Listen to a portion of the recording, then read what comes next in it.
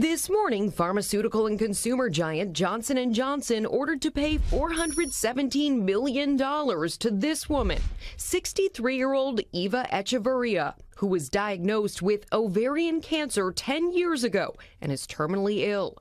She says she started using the company's famous baby powder when she was 11 years old and only stopped using it last year after seeing a story about a possible link between the talc used in the product and ovarian cancer. Do you have any fear that you might die here? Yes. A jury watching the grandmother in this videotaped deposition. Her lawyers saying she is on her deathbed and currently too sick to testify in court. I have a grandson. He's 5 years old and he loves me so much.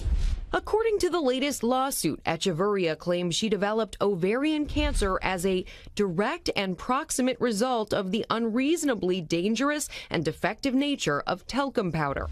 Echeverria testifying that if the company had labeled their product with a warning, she would have stopped using it.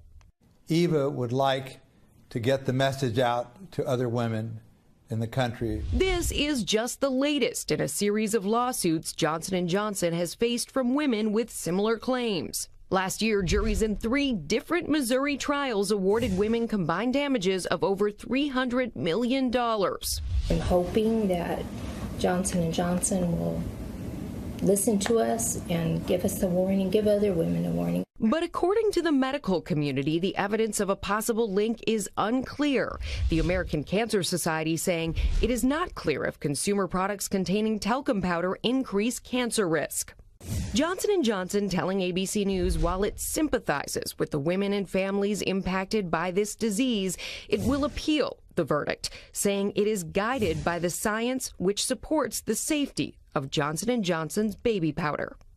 And Johnson & Johnson is also preparing to defend itself at those other trials. But of course, for consumers, Amy, still many questions. Exactly, Rebecca. Thank you. So to answer some of those questions, let's bring in our senior medical contributor, Dr. Jennifer Ashton. So obviously, the big question is just how safe is talcum powder? Right. And this has long been a concern in gynecology, Amy. Back 17 years ago when I was an intern, we were trained, try to avoid it. There may be an associated risk. It's controversial. Some studies in the medical literature show as high as a 33% increased associated risk of women who use talc in the genital region and ovarian cancer.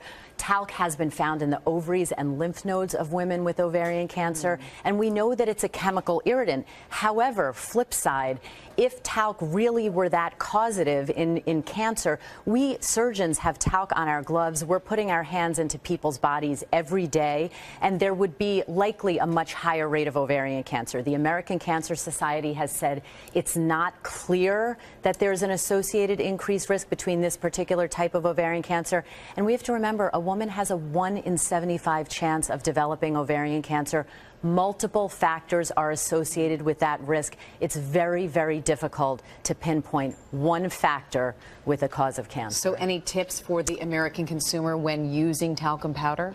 I think we have to remember frequency and dose. It can be safe when used on other parts of the body. It is not meant to go in the body via any orifice, so it should be kept away from that area. But again, it's very controversial. All right, Dr. Jen, thanks so much.